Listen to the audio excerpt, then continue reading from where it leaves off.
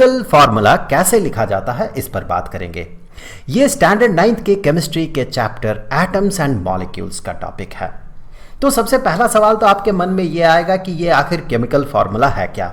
तो देखिए, आप अपने केमिस्ट्री लैब में बहुत सारे कांच के बॉटल्स में बहुत सारे कंपाउंड्स देखते होंगे जहां पर कि लेबल लगा हुआ होता है।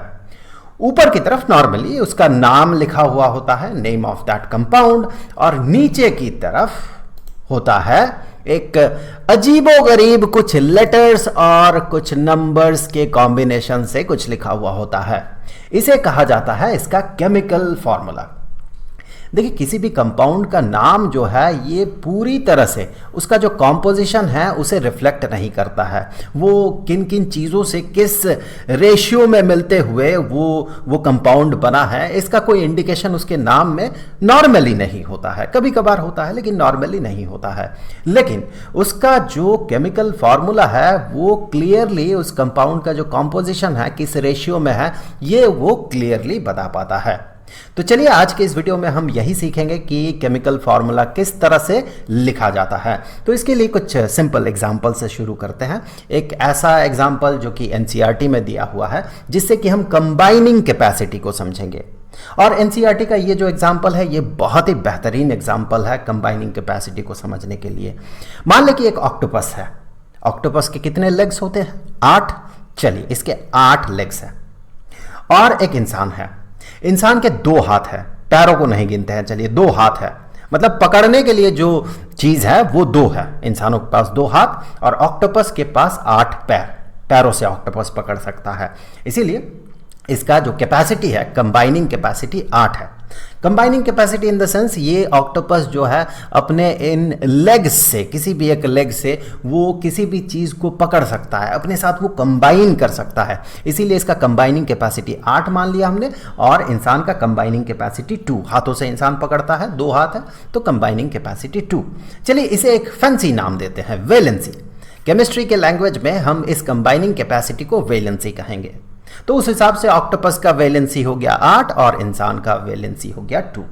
अब मान ले सिचुएशन ऐसा है कि एक ऑक्टोपस है, इसके हर एक लेग को इंसान अपने हाथों से पकड़ेगा। वैसे this is deadly, very deadly, पर एग्जाम्पल के तौर पे, for the sake of example, मान ले कि ऑक्टोपस के लेग्स को इंसान अपने हाथों से पकड़ेगा। तो ऑक्टोपस का जो 8 लेग्स हैं, 8 पैर हैं, इन 8 के 8 को पकड़ने के लिए कितने इंसान चाहिए होंगे? एक इंसान के पास 2 हाथ है, तो 2 हाथों से ये 2 पैरों को पकड़ सकता है। ऐसे ही 4 इंसानों की जरूरत होगी इस ऑक्टोपस के सारे पैरों को पकड़ने के लिए। अभी मान ले कि अगर ये एक कंपाउंड होता, मान ले ये एक कंपाउंड होता, इंसान को, ह्यूमन को हम H से रिप्रेजेंट कर रहे हैं, ऑक्टोपस को O से रिप्रेजेंट कर रहे हैं। मान ले ऐसा कोई एक मॉलिक्यूल है जहां पर कि एक O है और 4 H है। तो इसे हम कैसे रिप्रेजेंट करेंगे? सबसे पहले तो देखिए, यहां पर H है और O है।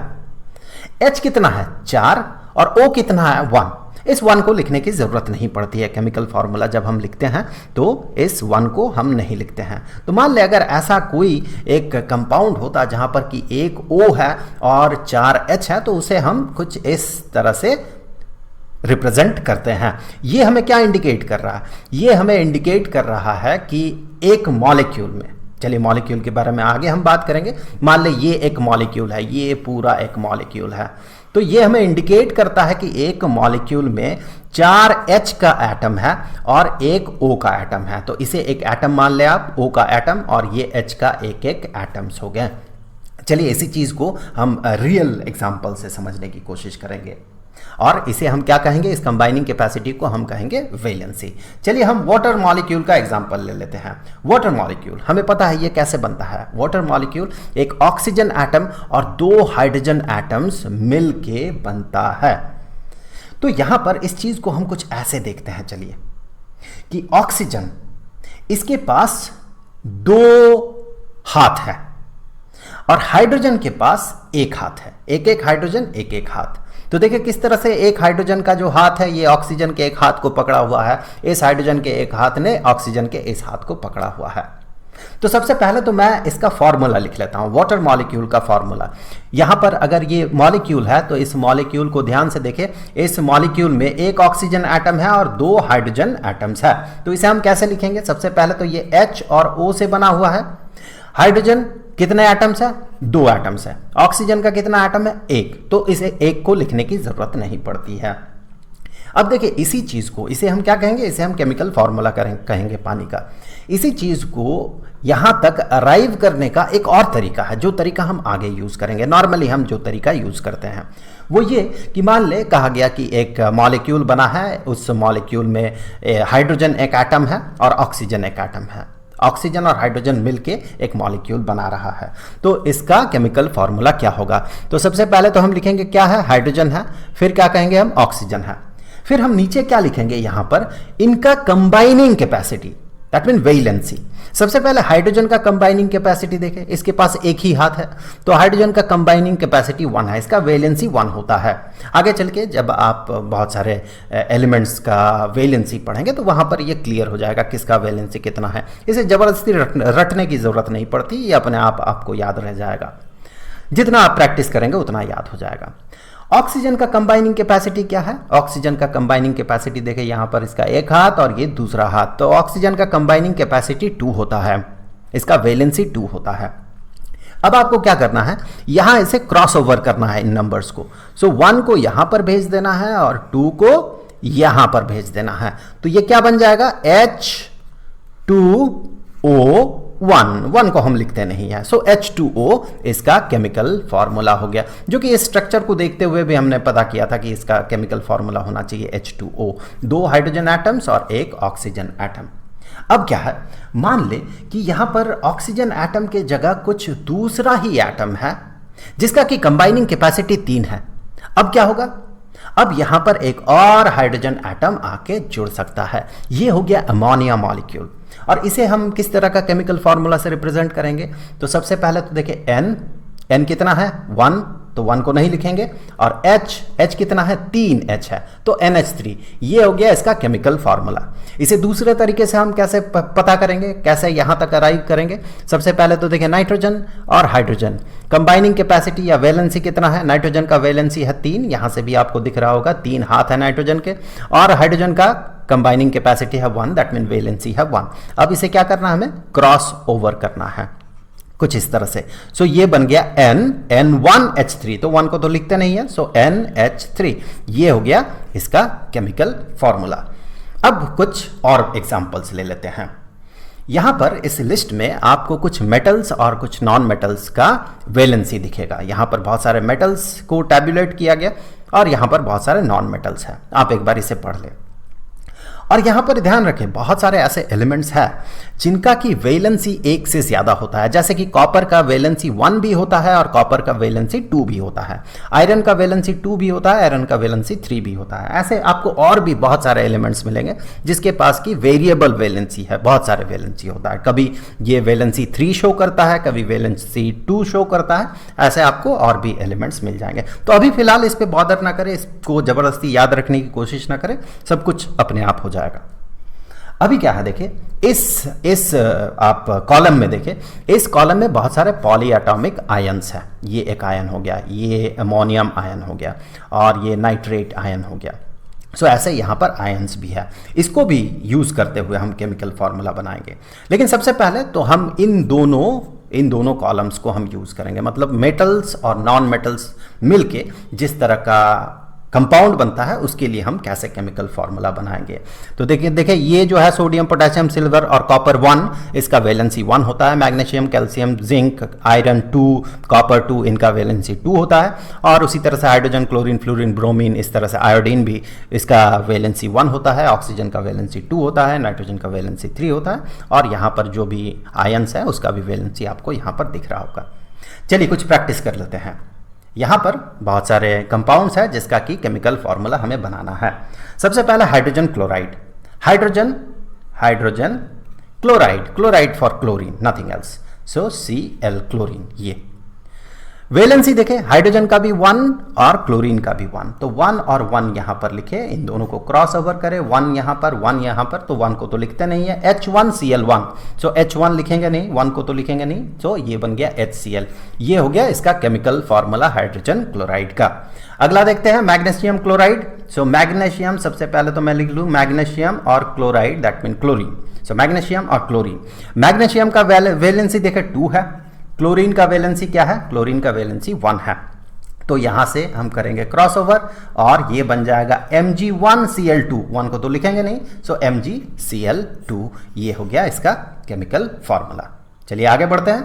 Carbon tetrachloride, so carbon tetrachloride, tetra का मतलब होता है 4, तो यहां टेट्रा देख के डरिए मत, कार्बन क्लोराइड, ठीक है, इसका नाम है कार्बन टेट्राक्लोराइड क्योंकि यहां 4 क्लोरीन एटम रहता है, इसीलिए टेट्राक्लोराइड। तो इसके नाम से भी ये क्लियर हो गया कि ये बनेगा कार्बन क्लोरीन का 4, कार्बन 1 क्लोरीन 4, नाम से ही ये क्लियर हो गया।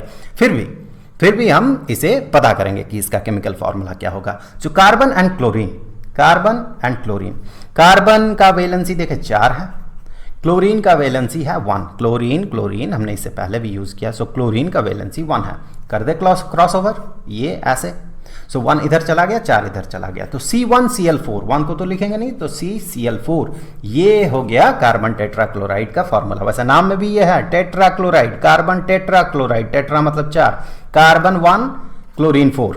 चलिए आगे बढ़ते हैं। Aluminium oxide, so aluminium oxide, so aluminium and oxygen, aluminium का वैलेंसी देखा 3 है, ऑक्सीजन का वैलेंसी 2, ये हो गया क्रॉसओवर, ऐसे 2 चला गया एल्यूमिनियम में, 3 चला गया ऑक्सीजन में, सो ये बन गया Al2O3, ये हो गया इसका केमिकल फॉर्मूला। और कैल्शियम ऑक्साइड, सो कैल्शियम, ये ध्यान दे, ऑक्साइड, कैल्शियम का वैलेंसी 2, ऑक्सीजन का वैलेंसी 2, कैल्शियम देखिए यहां पर आपको मिलेगा कैल्शियम का वैलेंसी 2, ऑक्सीजन का वैलेंसी 2, क्रॉसओवर, और यहां पर बन गया Ca, ध्यान दे 2O2। इसे हम क्या करते हैं ना, इसे हम छोटा कर देते हैं, इसे नॉर्मली हम छोटा करके लिखते हैं, रिड्यूस कर देते हैं। सो 2 से देखिए ये कैंसिल हो जाएगा, 2 × 1 और ये भी 2 × 1, सो 2 से हम इसे मान ले डिवाइड कर दिया हमने, इसे और इसे 2 से डिवाइड कर दिया, तो हम इसे रिड्यूस कर रहे हैं। सो रिड्यूस करते हुए ये बन जाएगा Ca1O1, Ca1O1। देखिए हमेशा ऐसा रिडक्शन, ये जो रिडक्शन वाला प्रोसेस है, ये जो रिड्यूस कर देने का प्रोसेस है, ये थोड़ा कॉम्प्लिकेटेड है, आगे चल के और भी बहुत सारी चीज़ें हैं जिसे आपको क्लियर करना है। जैसे कि आपको मिलेगा हाइड्रोजन पेरोक्साइड, सो H2O2, यहाँ पर हम 2 को लिखते हैं, इसके पीछे बहुत सारे रीजंस हैं, अभी फिलहाल इसको छोड़ दीजिए, आगे चल के आपका ये क्लियर हो जाएगा। अभी हम और भी बहुत सारे एग्जाम्पल्स देखेंगे, लेकिन इस बार हम पॉलीएटॉमिक आयंस को यूज करने वाले हैं। चलिए आगे बढ़ते हैं। सो यहाँ पर हम पॉलीएटॉमिक आयंस को यूज करेंगे। ये हो गया बहुत सारे कंपाउंड्स, इनके केमिकल फार्मूला हमें बनाना है। सोडियम नाइट्रेट, सबसे पहले सोडियम Na, नाइट्रेट, तो यहां से देखें नाइट्रेट, ये हो गया नाइट्रेट NO3, और ये जो नेगेटिव साइन है इसको लिखने की जरूरत नहीं है, सो NO3, सोडियम नाइट्रेट। दोनों का आप वैलेंसी देखें, सोडियम का वैलेंसी क्या है, सोडियम का वैलेंसी है 1, सोडियम 1, नाइट्रेट इसका भी 1, क्रॉस ओवर हो गया, क्या होगा ये NaNO3, Na1 NO3 1, ठीक है, तो 1 को तो लिखते नहीं हम। और यहां पर ध्यान दें कि कभी कभार ये जो पॉलीएटॉमिक आयन है, इसमें 1 के बदले 2 3 आ सकता है, तो यहां पर जब आप उस 2 या 3 को लिखेंगे तो यहां पर एक ब्रैकेट लगाना पड़ता है, इस तरह से ब्रैकेट लगा के फिर 2 हो 3 हो वो लगाना पड़ता है। इस केस में तो ये 1 है, तो कुछ लिखने की जरूरत नहीं है। जब कुछ लिखने की जरूरत नहीं तो ये ब्रैकेट भी लगाने की जरूरत नहीं है, आगे ये क्लियर हो जाएगा। इस केस में देखिए हमने ब्रैकेट नहीं लगाया, ब्रैकेट लगाने की जरूरत नहीं है, NaNO3, लेकिन आगे जब हम यहाँ पर 2 3 4 कुछ लिखना होगा तो वहाँ पर हमें ब्रैकेट लगाना होगा। तो चलिए अब अगला एग्जाम्पल देखते हैं। कैल्शियम हाइड्रोक्साइड, कैल्शियम होगा हाइड्रोक्साइड होगा, ये देखें हाइड्रोक्साइड OH, माइनस लिखने की जरूरत नहीं है, ये हो गया हाइड्रोक्साइड। दोनों का वैलेंसी लिख लेते हैं, कैल्शियम का वैलेंसी 2, हाइड्रोक्साइड का वैलेंसी 1, हो जाएगा क्रॉस ओवर ऐसे, तो ये क्या बन जाएगा Ca1OH2, तो यहां पर OH2 ऐसे हम नहीं लिखते हैं, क्योंकि ये O1H2 हो जाएगा, लेकिन ये OH होल 2 है, ये पूरा OH को 2 मिल रहा, तो इसीलिए हम यहां पर ब्रैकेट लगा देते हैं। तो ये हो गया chemical formula for calcium hydroxide. अगला देखते हैं sodium carbonate. Sodium is Na, carbonate is CO3, Na sodium का जो वैलेंसी है, सोडियम का वैलेंसी है 1 और कार्बोनेट का वैलेंसी है 2, सो 2। तो ये हो गया क्रॉसओवर, सो ये बन गया Na2CO3। ये हो गया केमिकल फॉर्मूला किसका? सोडियम कार्बोनेट का। आगे बढ़ते हैं, अब आ जाएगा सोडियम बाइकार्बोनेट। बाइकार्बोनेट है क्या? ये वाला हाइड्रोजन कार्बोनेट जो है यही बाइकार्बोनेट है। तो सोडियम बाइकार्बोनेट, सोडियम के लिए Na और बाइकार्बोनेट HCO3, सो HCO3। दोनों का हम लिखते हैं, चलिए, वैलेंसी। सोडियम का वैलेंसी 1 और बाइकार्बोनेट जो है हाइड्रोजन कार्बोनेट, इसका भी वैलेंसी 1। तो सिंपल है, क्रॉसओवर होने के बाद भी Na1 HCO3 1 ही होगा। सो NaHCO3। यहां पर ब्रैकेट नहीं लगाया हमने, लेकिन पिछले केस में कैल्शियम हाइड्रोक्साइड में ब्रैकेट लगाया था। इस केस में ब्रैकेट लगाने की जरूरत नहीं है, क्योंकि ये 1 है, ये पूरा को 1 मिला है, तो इसीलिए ब्रैकेट नहीं लगेगा। और ये हो गया chemical formula for sodium bicarbonate. अगला आते हैं अमोनियम सल्फेट। यहां पर देखें दोनों आयंस है, अमोनियम सल्फेट। सो अमोनियम को पहले लिखते हैं, ये NH4 और सल्फेट को यहां पर लिखते हैं SO4। दोनों का जो वैलेंसी है वो लिख लेते हैं, NH4 वैलेंसी 1, SO4 वैलेंसी 2। हो गया ऐसे क्रॉसओवर, और ये बन गया NH4 that mean whole 2, bracket लगा के 2 और SO4। ये हो गया chemical formula for ammonium sulphate. यहाँ पर कुछ चीज़ें जो है वो क्लियर हो जाना चाहिए, जैसे कि नॉर्मली मेटल्स और नॉन मेटल्स मिला के जब बनता है कोई कंपाउंड, उस समय हम मेटल का नाम पहले लिखते हैं। जैसे कि सोडियम क्लोराइड अगर हो तो हम क्लोरीन सोडियम नहीं कहते हैं, या क्लोराइड सोडियम ऐसा नहीं कहते हैं, हम कहते हैं सोडियम क्लोराइड। मेटल का नाम पहले लिखते हैं, फिर जो नॉन मेटल्स होता है उसे बाद में लिखते हैं। सोडियम क्लोराइड क्या है? NaCl, हम NaCl लिखते हैं। ClNa हम नहीं लिखते हैं, ऐसा नहीं लिखते हैं, पहले मेटल फिर नॉन मेटल। ओके, और जैसे एग्जांपल हो गया, मान ले कि मैग्नीशियम क्लोराइड। सो मैग्नीशियम क्लोराइड हम Mg पहले लिखेंगे और Cl2 होगा इसके लिए मैग्नीशियम क्लोराइड, तो Cl को बाद में लिखेंगे, क्लोरीन को बाद में लिखेंगे। सो मेटल पहले, नॉन मेटल बाद में, ये चीज आप याद रखिएगा। तो उम्मीद है कि ये वीडियो आपके लिए हेल्पफुल रहा होगा। अब अगले वीडियो में हम मॉलिक्यूलर मास पे बात करेंगे, जिस वीडियो का लिंक आपको यहाँ पर स्क्रीन पे दिख रहा होगा, वहां पर क्लिक करके आप उस वीडियो को देख